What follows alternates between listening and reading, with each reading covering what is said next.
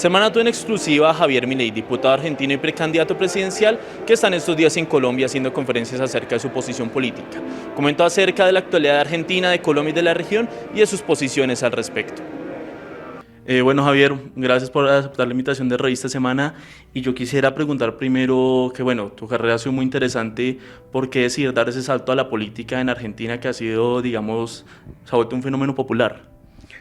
Bueno, en principio porque lo que uno observa es que en Argentina, del mismo modo que en todo el mundo, el statu quo se volvió de izquierda. Entonces hay toda una rebelión natural hacia las ideas de la libertad. El inicio fue con precisamente los jóvenes, porque primero porque son naturalmente rebeldes al statu quo, segundo porque tienen menos tiempo de adoctrinamiento en la educación pública. Después por el rol fundamental que tienen las redes sociales. Hoy cuando un profesor intenta adoctrinar a un alumno, lo que hacen los chicos es ir y ver y chequear por internet, o sea, en YouTube, digo, es una fuente claramente de contienda en términos de ideas. Y bueno, y después hubo toda una revalorización de la libertad a partir de las cuarentenas cavernícolas a partir de la pandemia. Y eso además también se convirtieron en evangelizadores, los jóvenes llevando el mensaje a sus familias, y eso ha hecho que hiciéramos una elección formidable y donde claramente nosotros no nos presentamos como antisistema porque nosotros estamos compitiendo dentro de las reglas del sistema, pero lo que nosotros decimos es que venimos a barrer con el statu quo, es decir, con la casta política, es decir, esos políticos ladrones que se aprovechan de las personas para ellos llevar una vida fabulosa mientras que hunden en la pobreza a la gente. Bueno, y hablando de ese fenómeno popular, que es lo que lo trae a Colombia, ¿por qué dar esos discursos que estamos haciendo esta semana en Colombia, que digamos que en Colombia no hay un movimiento libertario como tal? A ver, yo lo que estoy haciendo en Colombia básicamente es venir y explicarles los riesgos que conllevan abrazar las ideas del socialismo del siglo XXI. Justamente Petro representa eso, representa esas ideas que están sembrando la pobreza y el horror y la miseria en América Latina. Esto en Argentina lo hemos padecido con 3 gobiernos de los Kirchner, uno de Néstor Kirchner y otros 2 de Cristina Fernández de Kirchner. Después, de hecho, ellos impusieron tanto en el relato y le lavaron tanto la cabeza a la gente con el socialismo del siglo XXI, que después de hecho vino Macri y terminó haciendo socialismo de buenos modales, o sea, kirchnerismo de buenos modales. Y eso lo que hizo, nos trajo de vuelta al kirchnerismo, que es el gobierno de Alberto Fernández, pero esto ellos lo han hecho en todo el continente. Fíjense que, por ejemplo, en Uruguay han tenido a Tabaré Vázquez y a Pepe Mujica, en Paraguay han tenido a Lugo, en Bolivia a Evo Morales, en Chile han tenido a Lago y a Bachelet, ahora lo tienen a Boric, en Brasil han tenido a Lula y han tenido a Dilma Rousseff, en Perú, digamos, llegó Castillo, en México tienen López Obrador, por lo tanto tienen muestras, bueno, en Venezuela Chávez y Maduro tienen muestras sobradas de la miseria que es abrazar la idea del socialismo del siglo XXI. Por lo tanto, lo que yo vengo a hacer es alertar sobre esos riesgos, porque una vez que pierden la libertad es muy difícil recuperarla. Quedémonos en Colombia entonces entre estas dos opciones que son Gustavo Petro, un candidato tradicional de izquierda, y Rodolfo Hernández. ¿Usted considera entonces que es mejor que Colombia este domingo elija a Rodolfo Hernández? Yo considero que de ninguna manera tienen que votar a Petro. No tienen que permitir de ninguna manera que llegue el socialismo del siglo XXI al poder. Eso es lo que ustedes tienen que lograr. Si el vehículo es Hernández, que sea Hernández. Pero que sea quien sea, pero que no permita llegar al poder al socialismo del siglo XXI. Bueno, y retomando Argentina, ¿cómo es sus opciones para llegar a la Casa Rosada el próximo año en las elecciones de octubre? Bueno, nosotros estamos muy contentos con el trabajo que estamos haciendo. Cada vez más personas se acercan a nuestro movimiento que se llama La Libertad Avanza. Ya no es solo una expresión que contiene a jóvenes, sino que ya, por ejemplo, 2/4 de la población, o sea, el segmento más joven, muestra que lo lideramos ampliamente con 60% de imagen positiva, mientras que el candidato o la persona que sigue más cerca está 30 puntos abajo nuestro. Después, bueno, está más peleado en el tercer segmento etario y después ya en el cuarto segmento etario, bueno, estamos superados en ese segmento por otras fuerzas. Pero lo que tenemos es una alta imagen positiva, tenemos también una situación de alta intención de voto. En este momento seríamos en términos individuales, o sea, tendríamos la posición más elegida por los argentinos, lo que implica que si llegáramos a la segunda vuelta, no hay ninguna duda que yo voy a ser el próximo presidente argentino. Bueno, Argentina viene atravesando unos problemas económicos bastante grandes durante los últimos años. ¿Cuál cree que han sido esas razones para que Argentina esté en la crisis que está hoy en día? Bueno, Argentina, la decadencia de Argentina no es de ahora. A ver, si uno lo mira en términos de variación de PBI, uno podría decir, bueno, Argentina hoy tiene un PBI per cápita, por ejemplo, 16% por debajo del que teníamos en el 2011. Pero la realidad es que ese PBI per cápita está en línea con el del año 1973 y la productividad está en niveles de la década del 50.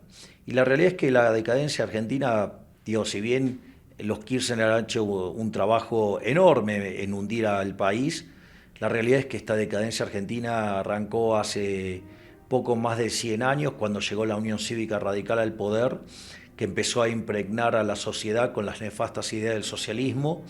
Y bueno, y eso, digamos, generó un círculo vicioso. Eso está muy bien explicado, por ejemplo, en libros como Camino de servidumbre de Hayek, cómo distintas implementación de políticas socialistas genera mal funcionamiento del sistema económico que demanda más intervención del Estado. Y entonces, por ejemplo, Argentina, siendo un país que entró siendo el país más rico del mundo en el siglo XX, hoy es 80 el tipo de cambio oficial, 130 el tipo de cambio paralelo.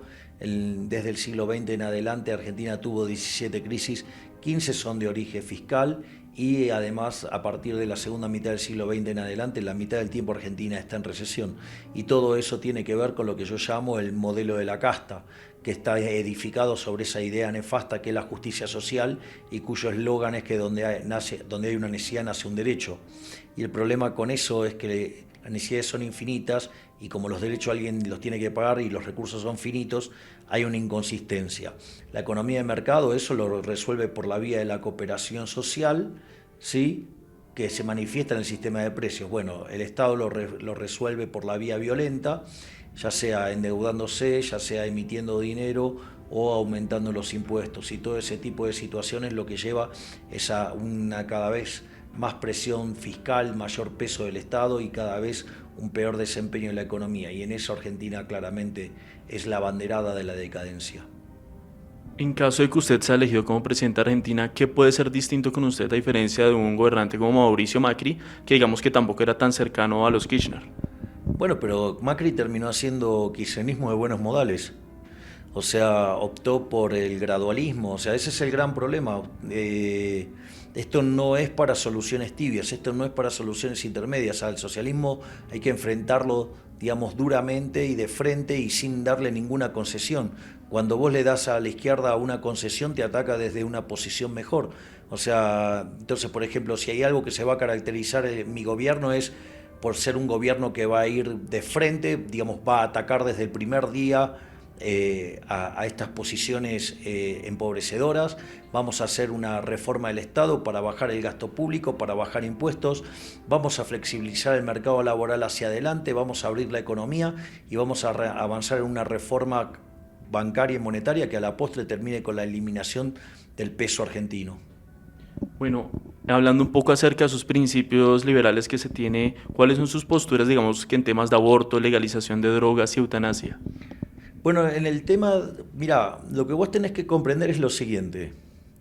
El primer elemento central que vos tenés que es la definición de liberalismo. Entonces, si nos ponemos de acuerdo en la definición de liberalismo, digo, las respuestas salen más fácil. El liberalismo, acorde a la definición de Alberto Venegas Lynch, hijo, que es el máximo exponente del liberalismo argentino de toda la historia, el liberalismo es el respeto irrestricto del proyecto de vida del prójimo basado en el principio de no agresión y en defensa del derecho a la vida, a la libertad y a la propiedad.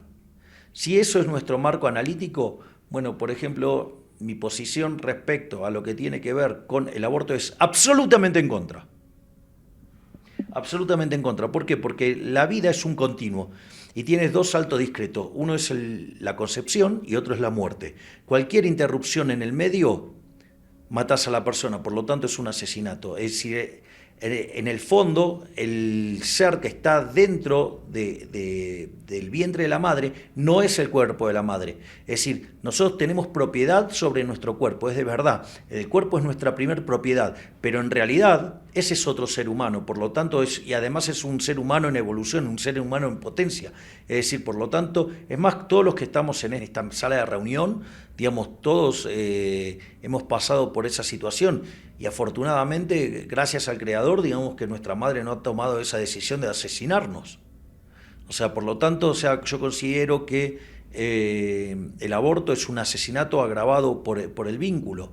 Es más, te voy a hacer con un ejemplo. Suponete que yo te propongo esto. Mira, yo tengo un avión. Es un supuesto, muchachos. ¿Sí? Y entonces te invito a ir, no sé, a Roma, porque digo, a mí me encanta Roma, que es un museo a cielo abierto. Y ahora cuando estamos camino a Roma, atravesando el Atlántico, digo, yo soy dueño de mi avión, ¿sí? Te digo, bueno, mira, bájate. Bájate. O sea, es mi avión. ¿Qué pasaría? Se muere. Bueno, te vas a morir. Bueno, lo mismo, digo, o sea, eso, digamos, lo mismo que te pasa con el tema de, digamos, de abortar. Es eso, es un asesinato. Después me preguntaste por el tema de la eutanasia. O sea, vos, digamos, o sea, digo, ¿vos tenés propiedad sobre mi cuerpo?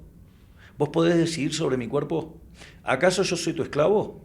Bueno, por lo tanto, con mi cuerpo hago lo que quiero. Es una, digamos, una decisión mía. Yo no la comparto, yo no lo haría. Digamos, tengo determinados conjuntos de valores por los cuales no lo haría. O sea, tengo determinada forma de pensarlo que no lo haría. Pero si vos lo querés hacer, ¿quién soy yo para evitártelo?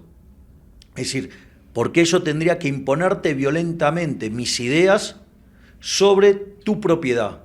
Es decir, es como que, bueno, a partir de ahora yo dispongo de tu teléfono, o a partir de ahora yo dispongo de una de tus piernas. Digo, hey, digo, es tu propiedad. Digo, o sea, a ver, si alguien decide ese camino, ¿a vos te afecta tu vida?